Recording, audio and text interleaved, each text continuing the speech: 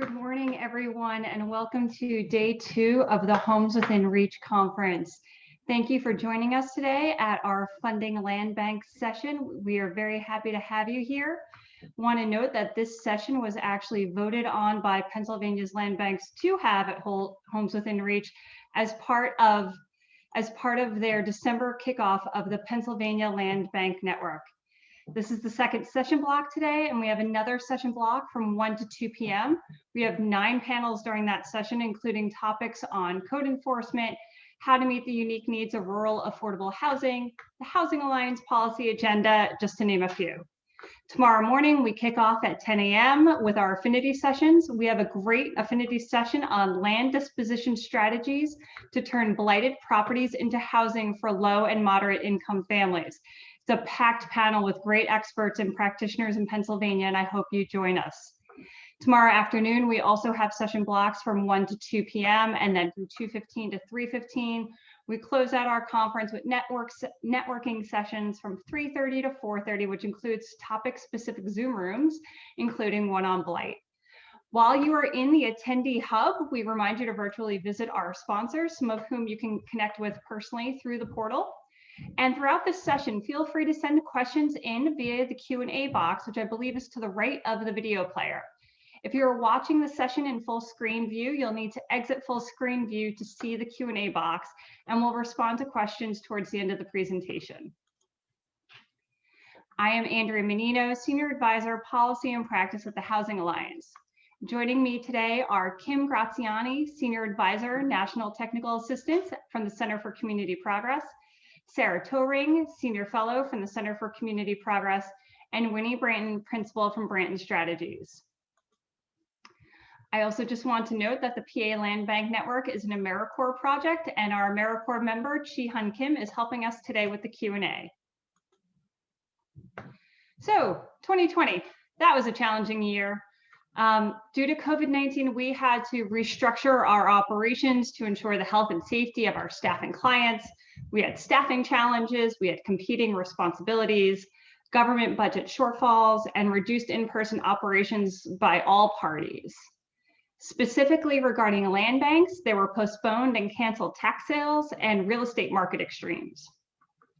And then brought to the forefront by racial justice protests due to the killing of Black individuals by police and the inequitable toll COVID-19 has had on communities of color, we are still contending with decades of disinvestment in Black and Latinx communities.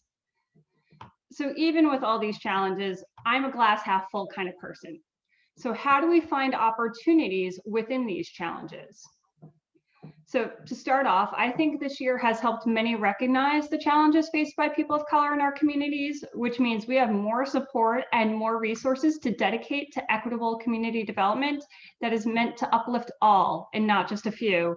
And most importantly, that we learn that we must listen to the residents of our communities to understand what they truly need.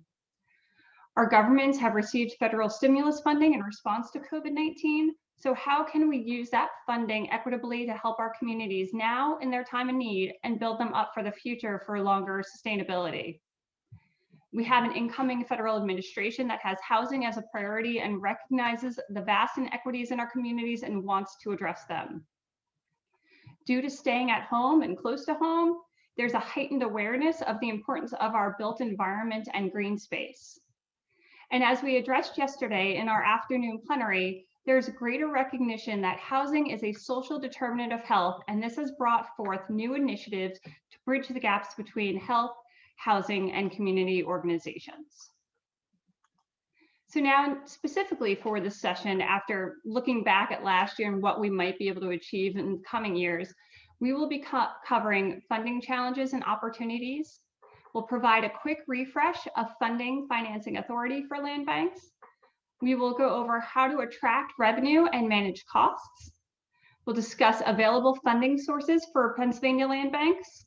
We'll provide examples of land bank funding in Pennsylvania and in other states, and share best practices and strategies for seeking grants and other funding.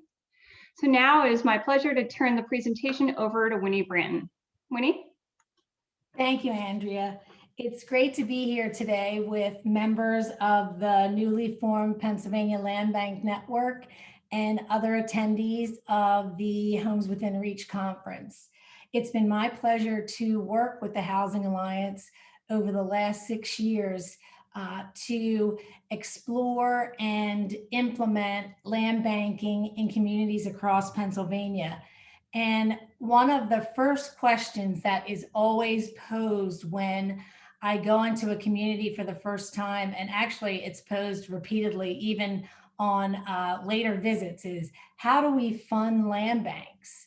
It's a great tool, but where are we going to find the money to do this when resources are tight and attentions are directed in to many different topics and needs in our community? And when you talk about funding land banks, we want to talk about how to do it sustainably, meaningfully, and practically. So sustainably, we mean getting a land bank up and running. It's hard work. It's not a short-term project. So we need to think about it as a long-term tool. Meaningfully, large volume of problem properties are out there across Pennsylvania, and land banks are intended to address these problem properties at scale, not a tool to deal with individual properties. And then practically, we know that there are other public problems that demand resources too. So how do we tell the story, and how do we explain and show the need for land banks when there are these competing interests? Next slide, please, Andrea. So funding land banks, I want to take a couple minutes to just do a quick refresh, because I know many of those attending are from operating land banks and don't want to beat this into the ground, but just a quick refresh of funding and financing authority for land banks. First off, I want to start by saying it is highly unlikely that land banks will ever become completely self-sustaining. And that is due to the fact that land banks are charged with dealing with those properties that no one else wants. They're stuck in the market. They haven't been transferred because of the burdens on the property, clouded title, heavy debt. And those properties are deteriorated and in need of big investments. So public resources are usually needed. So focusing on those public resources and private ones as well to try to figure out how to fund your land bank. As many of you know, the land bank law did not provide any direct funding resources for land banks, but it did authorize certain mechanisms and methods to finance land bank operations and manage their costs. Next slide, please. So when we think about funding land banks, we want to think about two parts of your budget. There's the revenue side, and then there's the expense side. And you're going to want to generate a lot of revenue and keep your costs as low as possible in order to efficiently manage and operate your land bank. So on the revenue side, how do we generate revenue for land bank startup and operations? So the startup is more of a challenge than the operations, I'd say generally, because the operations can be funded by proceeds from sales and leases. The operations, once you get started and acquire properties, can also be funded by what's called the 550 tax recapture, which allows land banks to enter into agreements with the taxing bodies to share up to 50% of the taxes collected on a property that the land bank returns to productive use and tax paying status for up to 5 years. So that's for really when you're operating. To get started, a lot of the land banks have looked to public and private grants and loans and contributions from municipalities and counties, which include dollars, in-kind contribution like office space and staff, and then land. Municipal transfers of properties have been a great start for operations in Pennsylvania. Bonds are authorized under the land bank law, but to date, no land banks, to my knowledge, have issued any bonds to fund their operations. So that's to be determined. It'd be interesting to see if land banks ever get to the state where they can actually be in a position to issue bonds that would be financed by the revenues that they generate over time. Next slide, please. When we talk about the budget, again, there's the revenue side, which we covered, and now we're talking about cost savings and cost management. When the land bank law was passed, the legislators acknowledged that there was a huge cost of blight in Pennsylvania. And they acknowledged that, and they wanted to put in place in the law some ways for land banks to operate without having to spend a lot of resources. So one of those tools is they authorize shared employees, services, offices in order to allow a redevelopment authority executive director to serve as the land bank executive director. I just did a session with Joe Chack from the Northeast PA Land Bank Authority, and that's his position. He serves both of those roles as well as many others. And that is commonplace for Pennsylvania land banks. I only know of 2 land banks that have full-time dedicated executive directors, that is their only job. And there are now 27 operating land banks in Pennsylvania. Most land bank EDs, the folks who serve that role, have other jobs as well. So it's not full-time. The second cost savings mechanism that I want to highlight is the fact that the legislature a couple of years back authorized certain municipalities and counties with redevelopment authorities to designate those authorities to act as their land banks. The third thing I want to highlight is the broad authority to create joint ventures and partnerships under the law. And what that does is give land banks an opportunity to partner with organizations, institutions, entities that may have access to other funding sources. And the folks from the Center for Community Progress, when they talk about examples outside of PA, they're going to share some of that work and show you how that's being done. And then lastly, again, long-term cost savings by reducing the high cost of blight. In the earlier session, both Christy Mahaney from Erie County and Joe Chack from Northeastern PA Land Bank Authority shared the stories that they tell in order to show this high cost of blight and how land banks can be used as a tool to eliminate those costs and implement some cost savings. Next slide, please.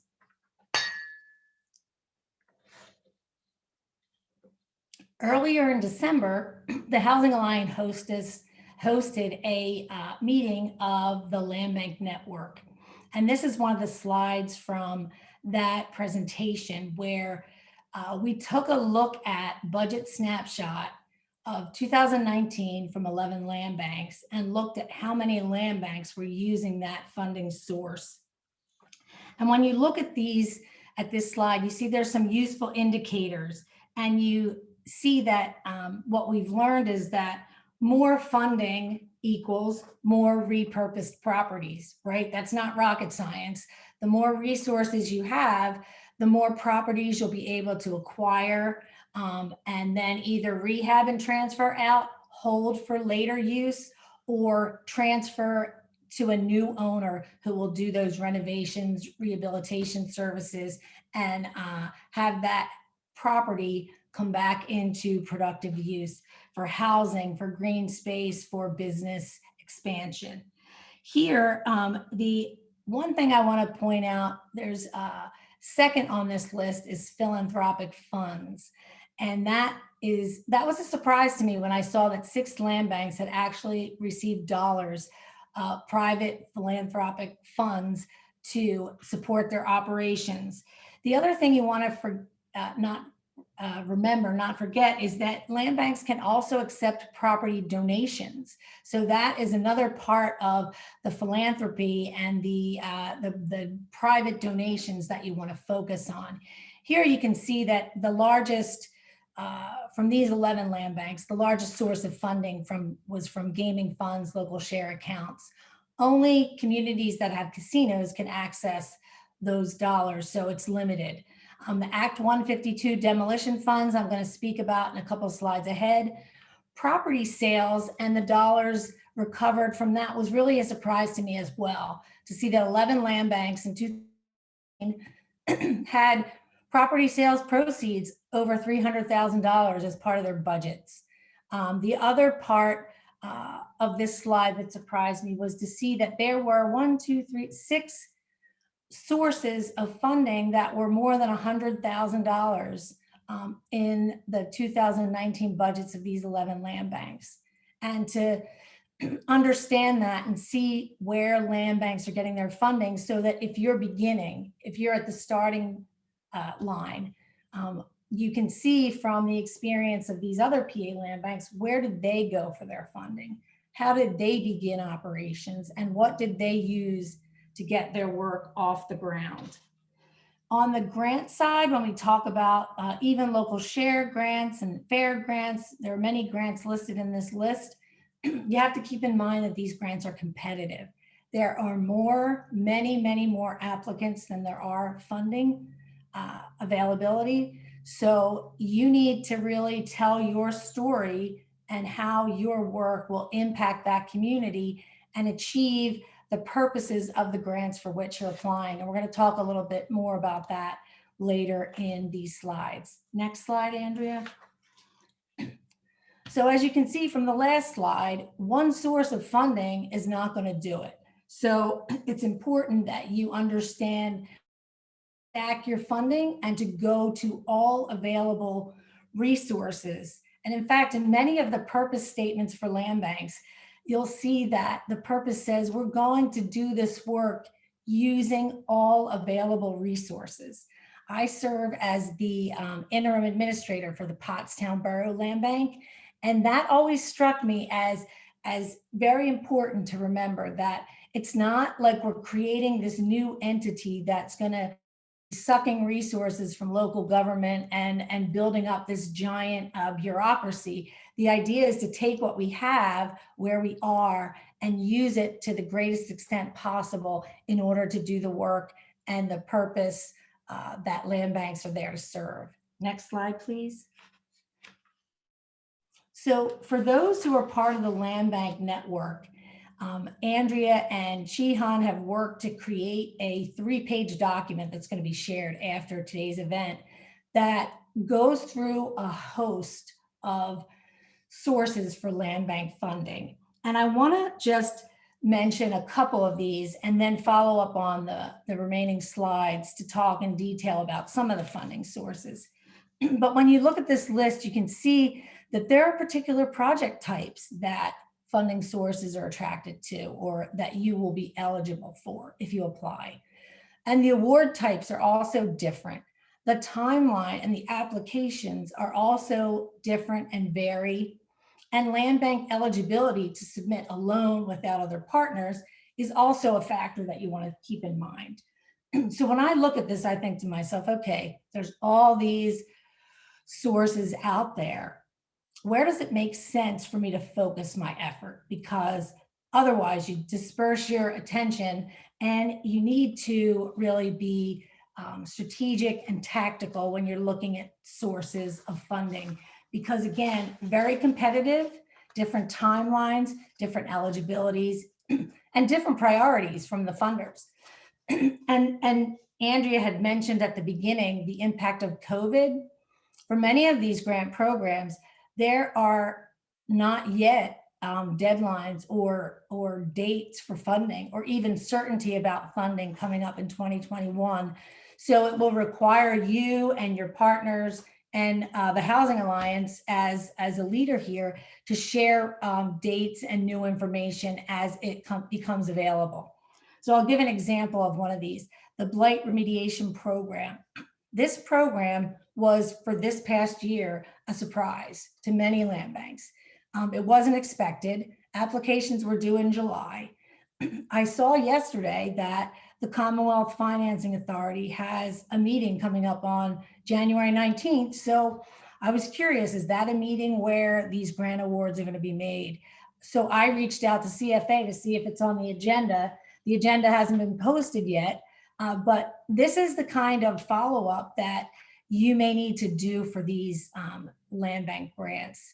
And later when we talk about best practices, one of those best practices is engaging with the grantors and staying in touch with them, communicating with them as much as possible over time to make sure that they see, first of all, that you're interested, like a college admissions officer wants to see interest. I really do think that these grantors like to see interest from grant applicants, to know that they're passionate about their work and that they really see this program, this grant program, as a tool for them to do the work that's so important. Next slide, please. So just to highlight a couple of the funding sources that were in the past slide. Fees and interest from delinquent taxes. For land banks, what is critical is to have dedicated, recurring, fairly certain funding. Again, going back to that sustainability issue at the beginning, this is a big, heavy lift, establishing a land bank. So you want to make sure that you have dollars to keep the operations going and keep your momentum going. And one of the ways that the TriCog Land Bank does that is through agreements it has with its member municipalities, school districts, and the county to share up to 5% of collected delinquent real estate taxes. In their 2020 budget, $210,000 of their budget came from this source for funding. Later in the presentation, Kim and Sarah from Center for Community Progress are going to talk about this in the state of Ohio and how Ohio land banks use this tool. In Pennsylvania, one of the issues that has come up is that whether or not all land banks could do this, and my own assessment is that the TriCog Land Bank has shown us how to do it. It's by agreement. If you can get the taxing authorities to agree to this, short of any other legal barrier to doing it, it's worth pursuing, worth engaging if you feel that the political climate is ready for that. Again, strategic decision-making, picking your battles, looking for the resources that work best for your land bank and your community. Next slide, please. So again, I mentioned that I am the interim administrator of the Pottstown Borough Land Bank. We applied and were awarded in 2020 a fair real estate transfer tax grant award. We partnered with Genesis Housing Corporation, which is a nonprofit housing developer in Pottstown. They also do work in Norristown and other parts of Montgomery County, but the fair grants are dedicated in part to affordable housing. So there are affordable housing components that have to be met in order to be eligible. And working with Genesis Housing allowed us to meet that eligibility requirement through the component that they're working on, but they also helped us understand better the affordable housing component requirements of the grant. So under the grant, about $120,000 is going to the land bank operations, acquisition and disposition of up to 4 properties. And then about 80,000 is being used by Genesis Housing Corporation for home repair for about 6 owner occupied homes in Pottstown. So again, understanding that certain grants have certain eligibility requirements and certain purposes. So make sure that what you're applying for, that you meet those eligibility requirements, and look for partners in order to learn from them, because 2 people together, 2 groups working on a grant application, it's better. I can tell you, Judy Memberg from Genesis was a great resource and continues to be for me in terms of how we work together in Pottstown to address affordable housing and blight together, because that's really the key here, to see which partners are out there that are working in the areas that complement the work that you're doing. Next slide, please, Andrea. So here, again, just talking about FAIR and land banks and seeing where the funding is working, where are land banks getting funding. When I took a look at 2019 and 2020, I was really pleased and surprised to see that over $1 million in FAIR funding grant awards have gone to support land banks in the last 2 years. That to me was really terrific news, right? So when I think about land bank funding, I think of, on the state level, I think of fair RTT and fair Marcellus Shale funding sources. I think of the local share accounts and the gaming funds. And I think of DCED, Keystone Communities grants, which may not be available this year. We're still waiting to hear what those resources are. And I think of that blight remediation fund, which was implemented last year, as ones that you really need to look at in terms of your funding resources for land banks. Next slide. Now, another part of funding for land banks, especially and particularly those that are engaged in acquisition and demolition of structures, is the Act 152 demolition funds. Act 152 was passed in 2016, and it allows counties the option of passing an ordinance to impose additional fees on deed and mortgage recordings in order to create this demolition fund. To date, at last count, there were 20 counties in Pennsylvania that have enacted Act 152 and an Act 152 ordinance and established these demolition funds. Some land banks are really taking advantage of the Act 152 demolition fund to pay for the demolitions of properties after they're acquired by the land bank. They're preparing that property for transfer to a new owner, for use as a side lot, for development of new housing, expansion of a business. So this is a component of funding, particularly for those land banks that are engaged in demolition and a demolition program as part of their activities. Not only are land banks using this, but they're also, I think of the Northumberland County Land Bank that's working with the Housing Authority or through the Housing Authority, and how they have a demolition project and they use funds for demolition. So sometimes land banks are going to be partnering with other entities that can provide resources like demolition funding, whether it's your Act 152 demolition fund and you're working with the county to access those funds, or you're working with another partner like a housing authority or some other entity that has access to demolition dollars. It's important to look around for those partners and use all available resources. Next slide, please. So when we think about land banks and grants, and we think about the competitive environment for most of these grants, sometimes it makes you pause and think, is it worth it for me to pursue a grant? In the earlier session, I mentioned Christy Mahaney from Erie County. She mentioned that she had wished that earlier on she had looked for a grant writer or grant writing resources. So this is not a simple undertaking to go and look at these grant requirements. The guidelines are often pages thick. There are experts out there who have histories of applying successfully and getting these grants. So if your county or your local government does not have access to a grant writer, you might want to look around to see if that's an option for your land bank. And also, again, what Joe Chack mentioned earlier this morning is that look around for some pro bono work, some pro bono resources that might be able to support your applying for a grant. And then don't forget the grantors. They often have webinars, contact people, folks that are waiting for you to ask them questions, because the grantor wants to give out the money.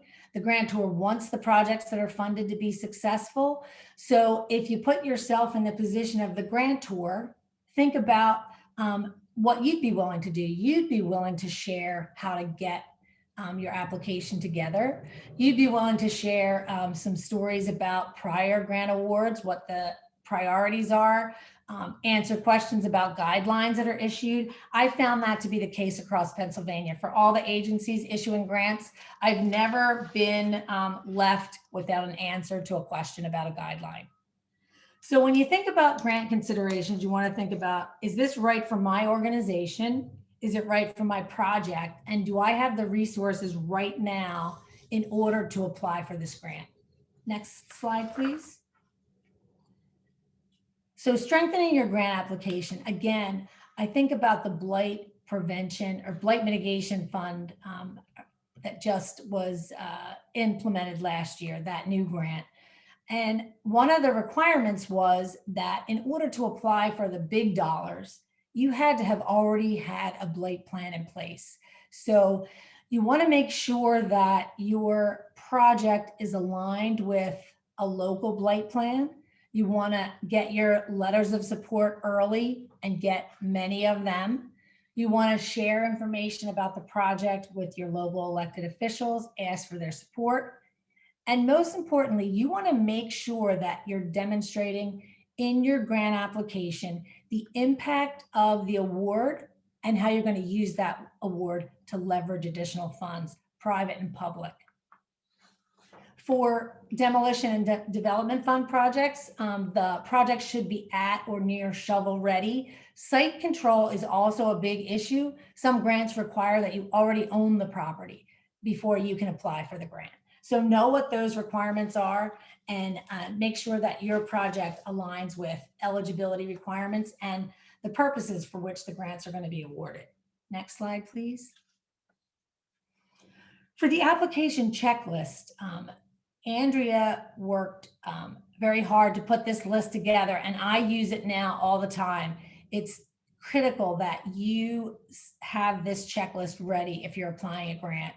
Nobody wants that last minute rush to go find that support letter from a local elected official when your project is just about ready to be submitted. Another thing that you want to keep in mind that we've learned through the land banks and how they tell their stories, that pictures and maps are critical. The pictures can tell so much of the story, as can the map. So use those generously. The other thing that I want to highlight is that you want to use the same language, same terminology, and just verbatim follow the guidelines. It makes it easier, and it makes it easier for you as the applicant, but it also makes it easier for the person reviewing the application. So again, put yourself in the shoes of the grant reviewer. Is it easy for me to go through this application and say, yes, they met this requirement. Yes, they're eligible. Yes, this project meets our purposes. It will fulfill our obligations and our mission, and we'll be able to tell a great story of our success with this partner after this project is implemented and operating. Next slide. So after your application is submitted, what's left to do? Well, first of all, if you've done it right, you've already talked with your stakeholders, you've already talked to elected officials, application is completed, you want to share it, the complete application or a summary. Andrea had mentioned previously that maybe a one-pager with pictures, highlights that you can share and easily distribute to your stakeholders and others. You want to talk about it all the time. Every chance you get, you want to talk about the fact that this application is pending, and if it's awarded, here are all the wonderful things you're going to do with the money. You want to also talk about how this relates to other projects you've done and other projects being done in your town or community. Oftentimes I'll say, look at the comprehensive plan. Connect your project up with that big county or local comprehensive plan so you can show that this advances that plan. Talk to those partners and share your work with them so that they can share it further. And then this last one about agency plans. I'll go back to my work at Pottstown. We applied for a grant that was for about $250,000 and the grant award was $200,000. So think about what happens if I don't get the full award. Am I ready to go forward even if I don't get the full amount of the award? Slide, please. And then finally, just some insights on strategies for getting the funds you need. First and foremost, What I've learned firsthand is that your stories matter more than the legal or the eligibility requirements. You want to tell your story and you want to talk about your successes, right? Share the successes as well as what you see coming down the pike. Track your data, build your public support, focus on funding with the fewest strings and the greatest flexibility. That's going to be your general fund allocations, your member municipal contributions. Those have few strings attached. Reach out to your DCED rep, the governor's action team, your elected representatives, and others for assistance with state grants. And then last, make sure you reach out and collaborate with partners. Again, I'm going to leave Center for Community Progress to talk about some examples that they can share, but that's so critical because for land banks, they don't operate in a vacuum.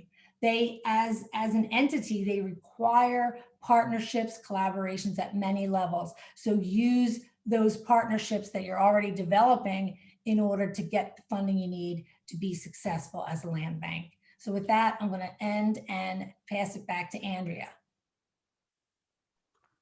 Great, thank you, Winnie, for all of that. And now I'm going to turn it over to Kim Graziani at the Center for Community Progress to share what they're seeing in other states and through their work with other land banks across the country. Great. Well, thank you, Andrea. Thank you, Winnie.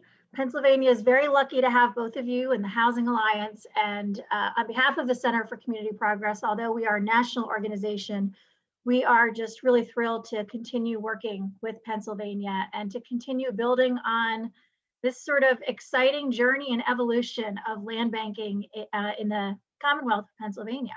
So before my colleague Sarah and I go and provide a few examples of land bank funding strategies outside of Pennsylvania, I want to just ask everyone to take a quick moment.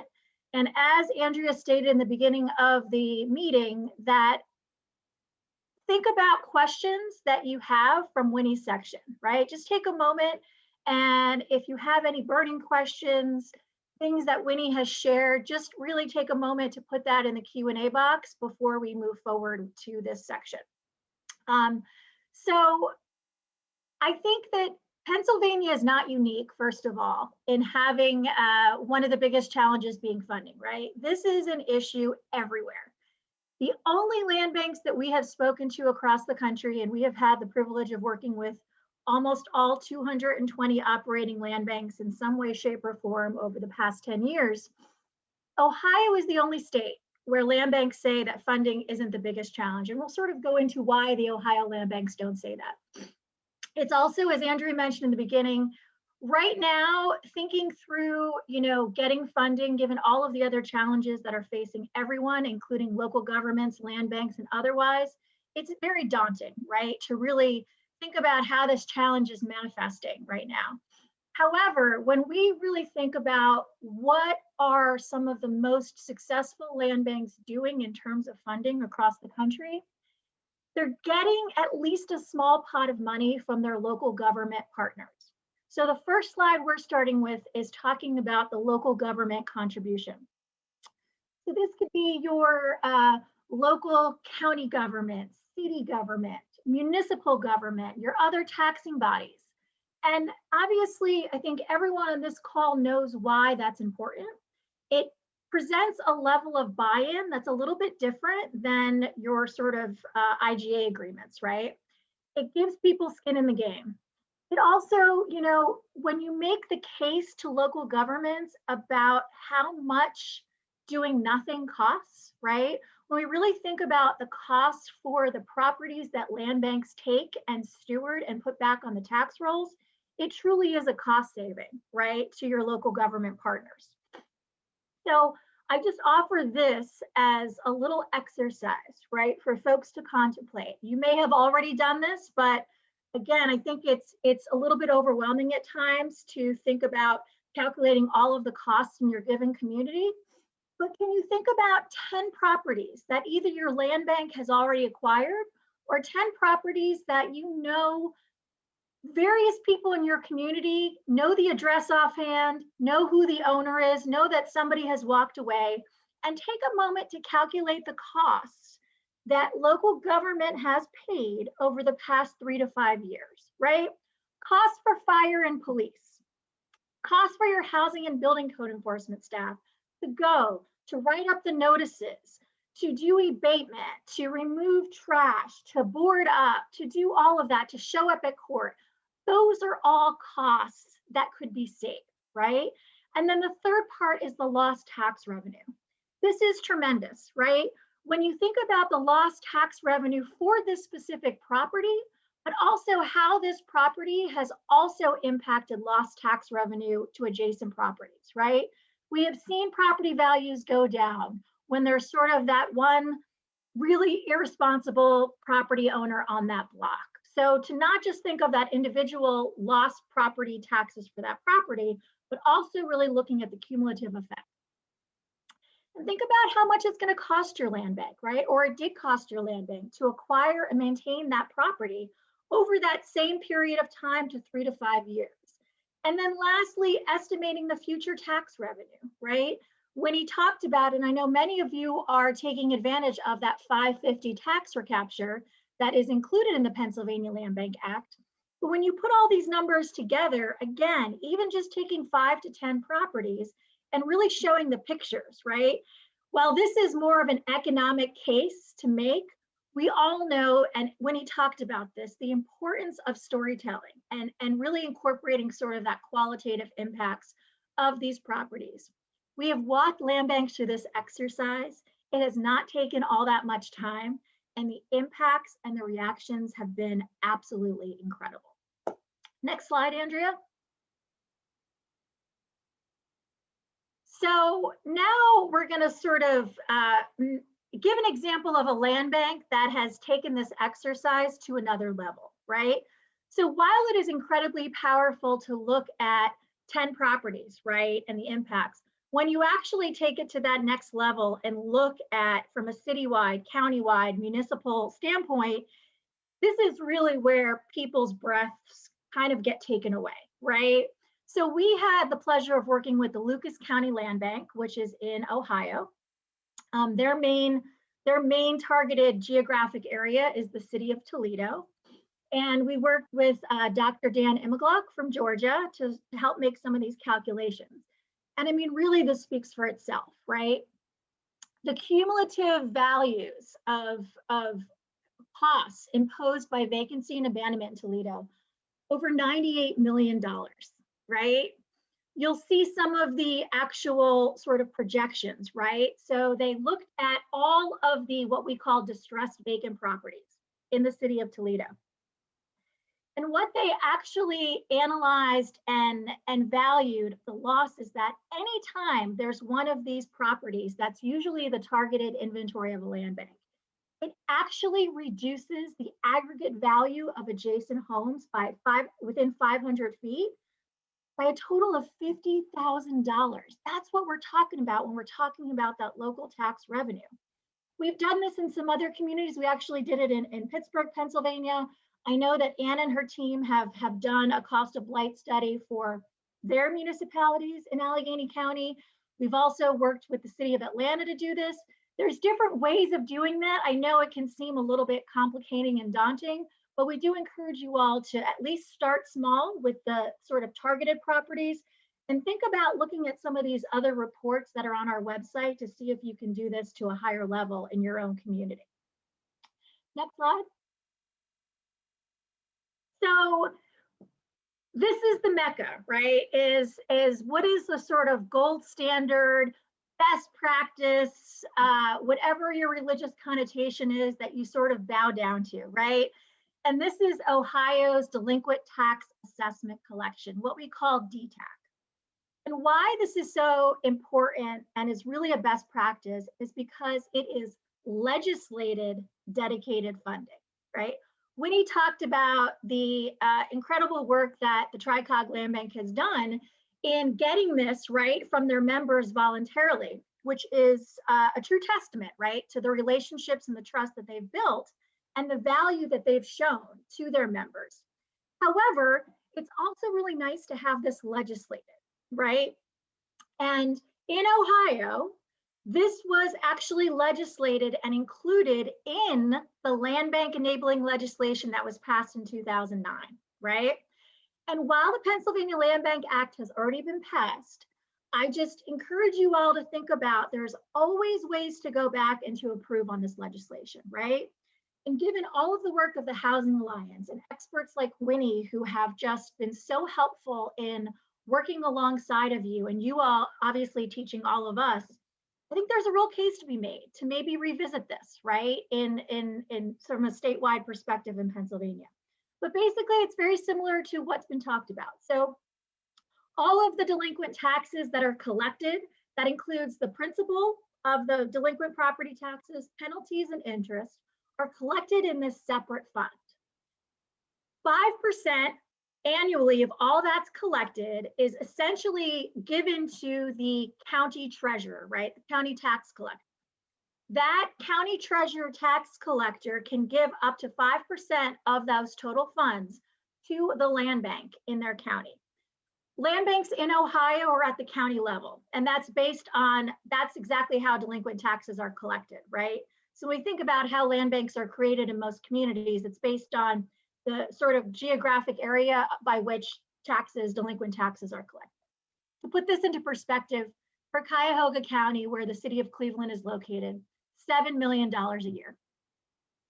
Need I say more? And I think what's really important about this is just like getting that local government contribution from sort of gives your local government partners more skin in the game, right? More investment in your land bank.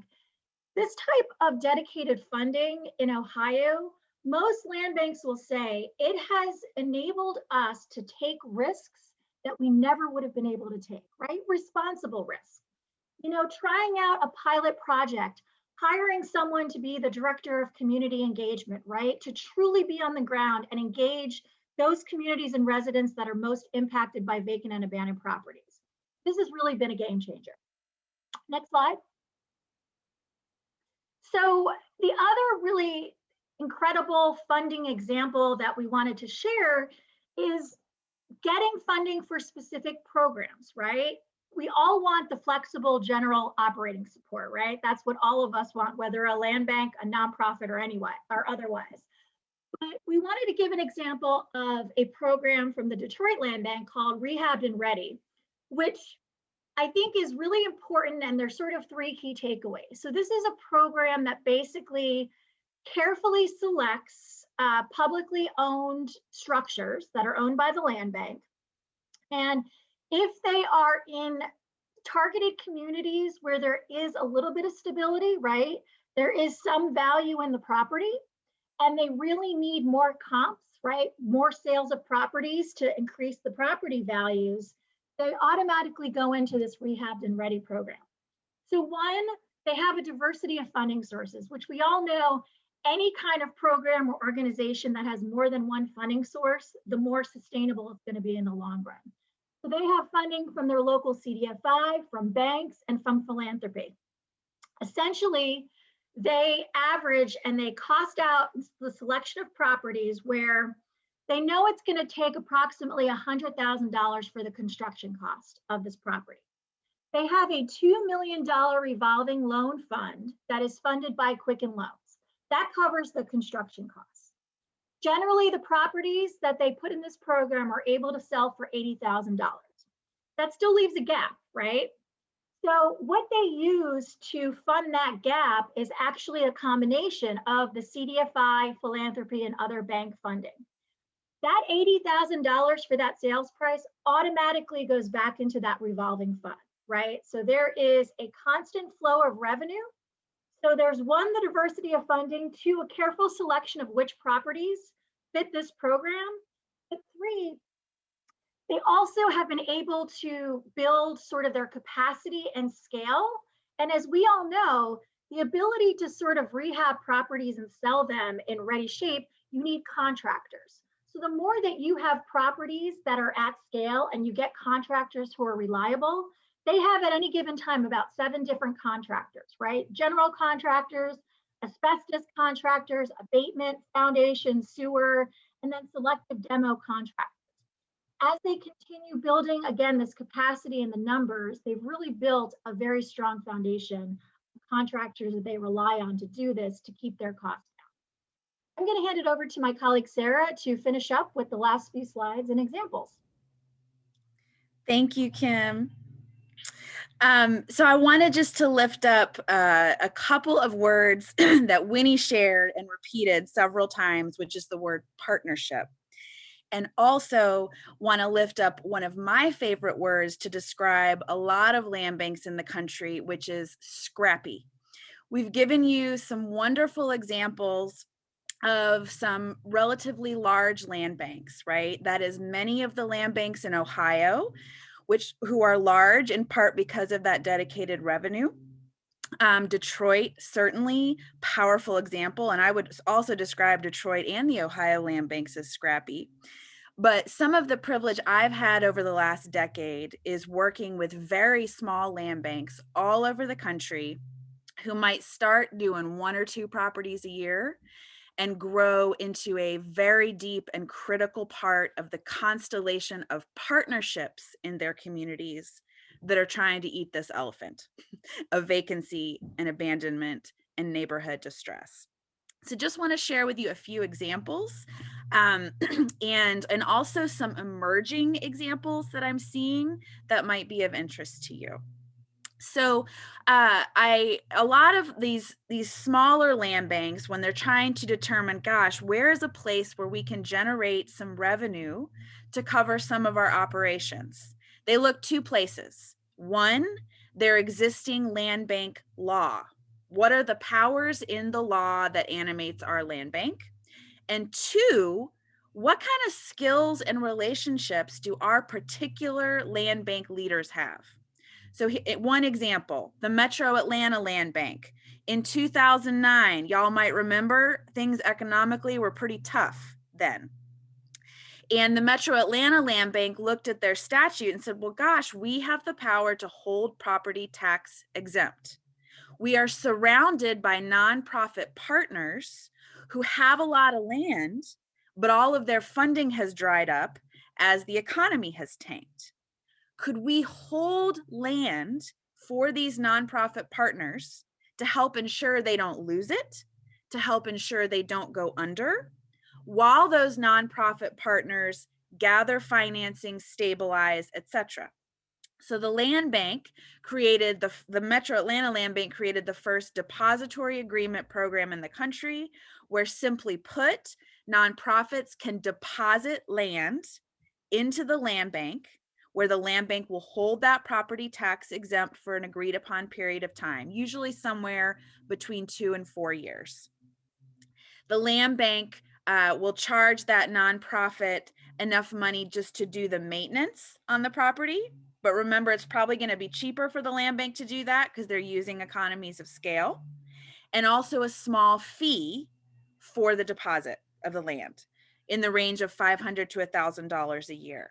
Now imagine, as a land bank, if you're getting 50, 100, 200 properties that you have in your depository agreement program, charging a small fee, there's some revenue there to fund operations. So those are depository agreements based on the power in the land bank statute of holding property tax exempt. Huntington, West Virginia is another example, a scrappy example, where that land bank, when it got started, looked at the relationships and particular skills of their director. The Huntington, West Virginia Land Bank started with very little resources. Their director had some deep relationships in the local banking community and was able to access a $100,000 line of credit from a local bank. And that director said, okay, I've got let me spend $2,000 on one demo. Maybe I can sell that property using my line of credit. I sell that property and now I have enough money to pay a couple months on the line of credit. This built over time, giving the land bank the opportunity to build other relationships, earn trust in the community. And actually, there's been, to my knowledge, 2 occasions where a local donor has actually paid down the entire line of credit for the land bank.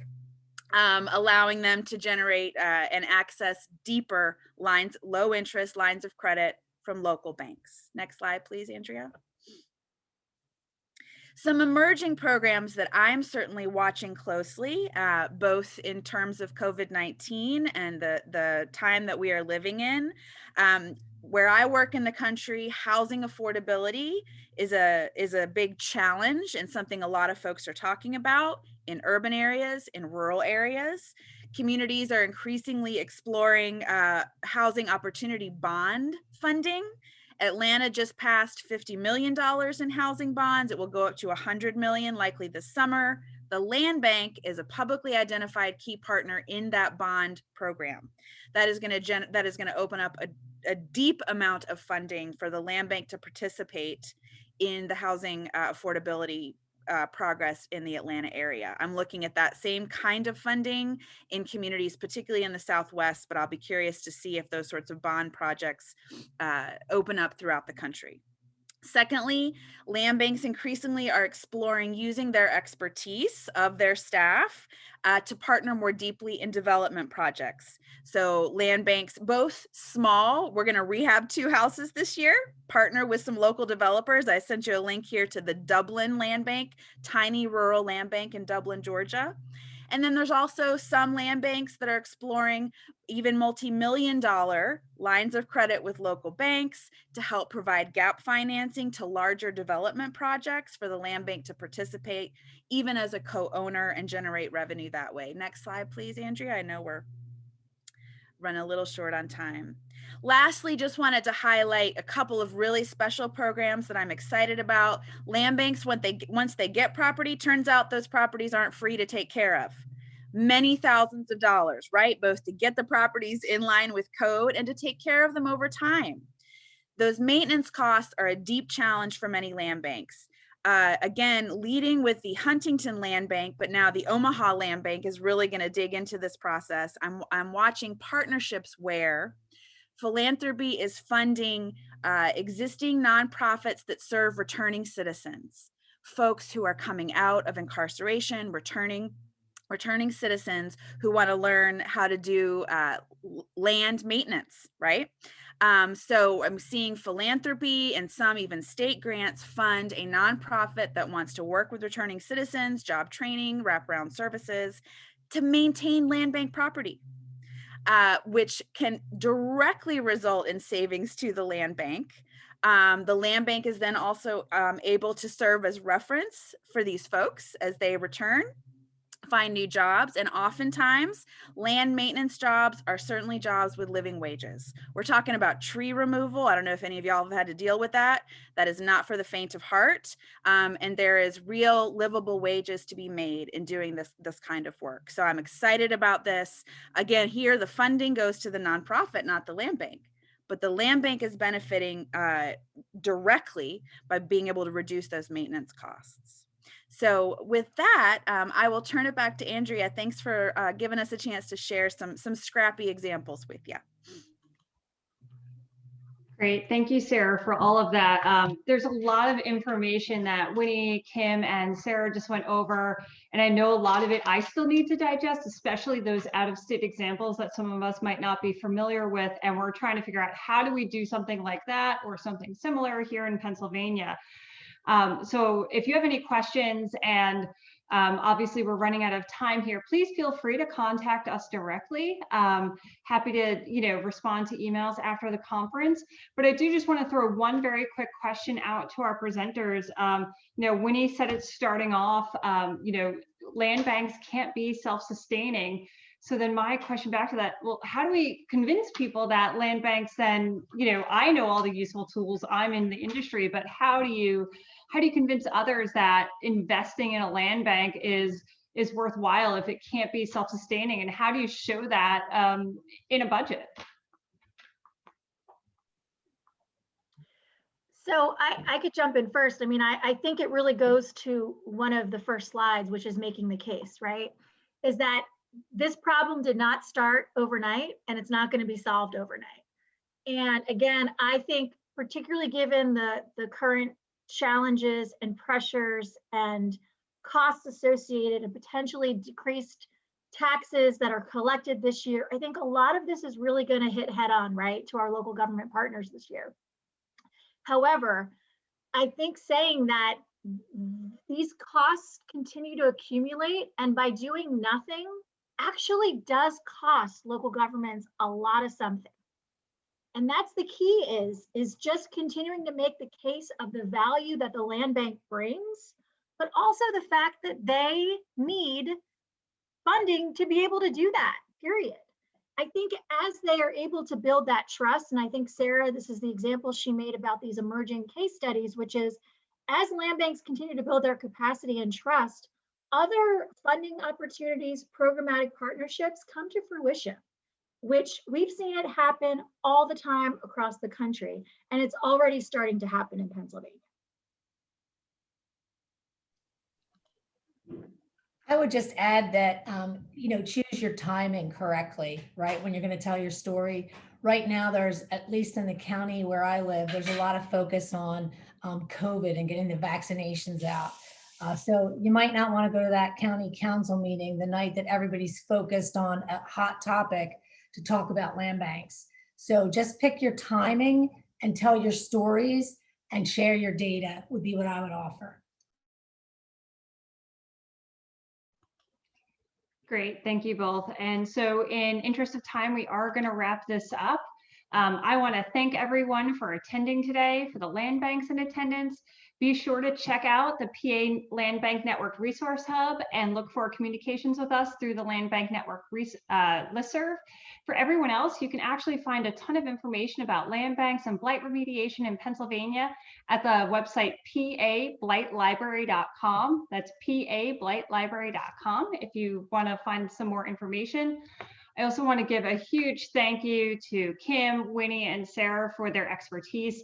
The four of us have been working together since, gosh, early in 2020, trying to, get the PA Land Bank Network kicked off the ground and figure out, what are the next steps of how we can raise up all land banks in Pennsylvania and really help, to have everyone be a resource for each other. So a huge thank you to all of you for your expertise and work with us in this past year. And then just plug today in the conference, we have one more session from 1 p.m. to 2 p.m. We have our virtual sponsorship rooms that you can see through the attendee hub. I believe that opens at 11 o'clock today, so you can visit our sponsors. And then tomorrow, as I said earlier, we have our morning affinities starting at 10 a.m. Who actually has, Winnie mentioned Judy Memberg from Genesis Housing. Judy will be on our blight panel in the morning. So will Ann Lewis from the Tri-Cog County Land Bank. And then we have our afternoon sessions, 1 and 2:15 tomorrow, and our networking sessions. So again, thank you to our presenters today, and thank you all for attending. Stay safe and see you soon. Thanks, everyone. Bye-bye.